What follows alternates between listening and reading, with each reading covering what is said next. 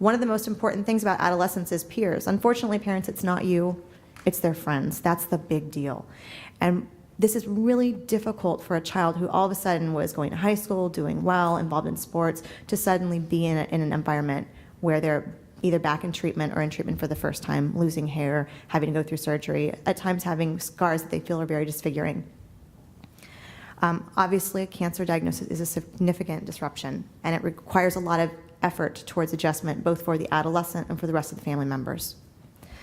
So for your own child, wherever your child's at, the first question I always ask parents to think about is, what has been missed? Use an example. Has your child missed preschool? Did they miss the opportunity to go to school because they were in treatment? What about the first day of school? Extracurricular activities, sports, instruments, changes in their social circles. This is a big one. If you're in school, you leave, and Johnny had cooties before you left, and you go back to school, and Johnny's all of a sudden the hot boy on campus, you've got a problem. You have to start thinking about all the different changes that happen within children's social networks without them even realizing it. So oftentimes there's that extra sense of having to catch up. Also milestones, big developmental milestones. Have they missed certain things? Sometimes we're actually not as worried about that as the parent often is. And oftentimes the parent's not even aware of it until they go back home and they start thinking about, well, wait a minute, my other child did this at 2. My other child did this at 3.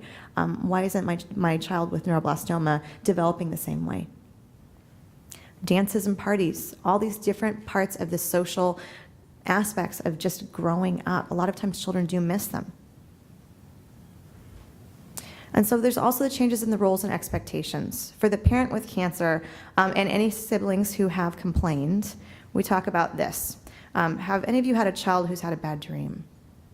Yeah, okay. So before your child had neuroblastoma, there's two different ways this goes. Before your child had neuroblastoma, you'd say, I'm really sorry you had a bad dream. I love you so much, but you're sleeping in your own bed.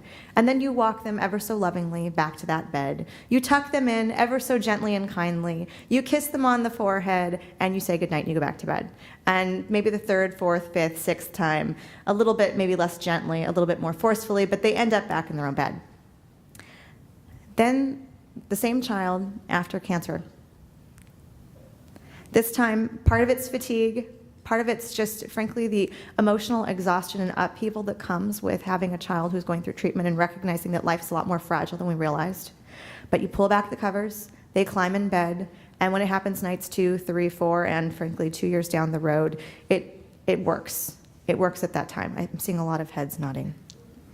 Parenting changes are huge. That's one of the main reasons that I end up in your child's hospital room, is that there's parenting changes. I'm not gonna lie, it's a big deal. And there's a reason, it's natural, okay? I'm not saying that, you say, hey Johnny, too bad, back to bed. Maybe you do, maybe that works for you, but some of these shifts in parenting are natural. Again, part of it's exhaustion. You have so little left by the end of the day that all these upheavals that typically would result in a timeout or the loss of a toy or whatever it would be, it changes. It's natural. So don't beat yourself up about it. But do ask yourself, what changes have I noticed?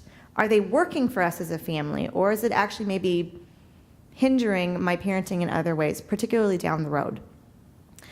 The other thing I often talk about is that extreme changes in parenting can be very, very upsetting for the child, and oftentimes that's when we see kids acting out a lot more. If you went from being, we talk about authoritarian versus authoritative parents. So authoritative is high on warmth but high on control. Very loving but very specific, very set boundaries, very set rules, limits. If you went from that approach to being extremely permissive and letting them do whatever they want, if you're taking that on top of a diagnosis of cancer and all these other changes and shifts and roles, responsibilities, where I'm at, where I'm living, what I'm doing, that can be extremely traumatic to the child. So oftentimes I ask parents, if you see your child really acting out, ask yourself, is there maybe a little bit more going on that maybe I do have some control over? Because we know that kids actually respond really well to specific boundaries, to some structure. And if they're losing everything they've already known, and then on top of it, losing the typical things that they knew were gonna give them a timeout, it can feel very discombobulating. The other thing that we talk about is the difference in coping styles. Who here parents exactly the same way as their partner? No, exactly. There's reasons that we do that, but part of what happens is people handle things differently. The way that mom reacts to the diagnosis of cancer is going to be very different than the way dad reacts to the diagnosis of cancer. That can be very, very frustrating for both parties because they feel like they're not being understood from the one person who should understand this. The other thing that we're seeing is that oftentimes the extended family, so your in-laws, everybody loves their in-laws, your own parents, your own extended family, brothers and sisters, they all come in to help. But if they have different ways of handling things or they have different ways of experiencing themselves, that too can be extremely frustrating. If your mother-in-law is laying on the couch crying all day long, that's going to be frustrating. If you have a father-in-law who is, kind of brusque and just is, let's just keep going, let's keep doing this, that can also feel somewhat invalidating. So oftentimes, all these different changes in the family structure and just our coping mechanisms, sometimes they don't work. And so we have to find ways that we can be more adaptive to help our child be as flexible and frankly, develop as much as we possibly can help them develop healthfully within the context of cancer.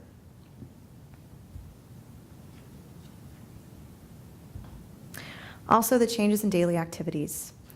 Hospital and homeschooling is a huge issue. When I was at City of Hope, and I actually still do some of it today, we talk about transitioning. Okay, so transition from home or home to hospital, hospital to home, home back into the school.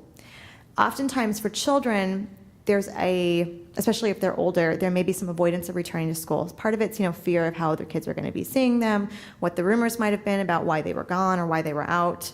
Also, it's really difficult to have your child in school, partly because of fear of exposure to, who knows what. And then on top of it, they are going through cancer treatment still. They've still got a lot of scans. You're traveling a lot. And so by the time that they're actually home, there's really not a big push on either party to really get back to school. But there's a cost to this. And oftentimes we don't realize it until much farther down the road. There's oftentimes for children a sadness over the lack of their contact with their friends. They feel like they're missing out on a lot of things. They're not in the know as to what's happening. Facebook doesn't give them enough information. And it hurts to be reminded, a lot of children, the further out they are from treatment and the longer it's been since they returned to school, there's a greater avoidance. So they're less and less and less likely to want to return. And part of this is because they feel like they don't belong anymore. Also, a bored child is a child who's going to get in a lot of trouble. So within the context of what I do, oftentimes we talk about returning to school as soon as possible in some way. I'm not saying going back to school 5 days a week for the entire day, but we do really encourage families and children to start back within some parts of that social network within the school as soon as possible. There are some advantages. Among those is that they get to keep up with the curriculum. They're less likely to fall behind. We also see that they have more contact with friends. They feel a little bit better. They tend to be a little bit happier. The disadvantage is obviously fatigue. Sometimes they're not feeling good. A lot of times if they have to take medications at school, there's some embarrassment about that. A lot of absences, a stigma about their appearance, and just a general discomfort because they feel like they've got to figure out how to fit in again. Also networking, social networking, and again, I'm not talking about Facebook. It does not count. Your child will say it does, but it doesn't. It's better than nothing, though. So for social support, one of the things I always tell parents is it's not something that we just want for your child. It's necessary. It is an absolute necessity of healthy development. Peer support is necessary. I can't say that enough. For a lot of children and adolescents, they'll often say, well, I feel like I've lost my friends, and I can't figure out what it is. And then you start asking more questions, and they'll say, well, they have a lot of misinformation. They go back to school and they find out that everybody thinks that they're dying. Or they go back to school and they find out that people think it's contagious if they're younger. So there's a lot of misconceptions that can make it very challenging for them. One of the oftentimes things I recommend, and sometimes what I'll do when we're talking about school reintegration, is we'll go to the school with the child and we'll have the child teach his or her future class about what they've been through. And it's an incredibly empowering thing for this child, and it's really good for the students too because they're getting direct information, and there's a lot less likelihood that there's going to be gossip about what is and is not going on. We also know that people with more peer connections are more hopeful than those who are separated from their friends. This also goes for you as parents. These children also were more likely to sleep well, have less symptoms of depression, less symptoms of anxiety, less difficulties with adjustment disorders, and had higher pain tolerance. We also know that even though children don't think you're cool still, they are still actually more likely to go to you to talk about difficult things than they would had they not been diagnosed with cancer. Also, obviously, your oncologist, your social workers, the nursing staff, your nurse practitioner, anybody involved in your child's well-being, including child life, and the psychologists are there to help you with these reintegration issues. We also talk about following treatment. There's increased needs and stressors, as many of you are aware, after treatment. And oftentimes there's an expectation that it's supposed to get easier. There's oftentimes a fear of recurrence. There's that change in social networks that we were talking about. And oftentimes, from people who don't know any better, that sense of, isn't it time to get back to normal?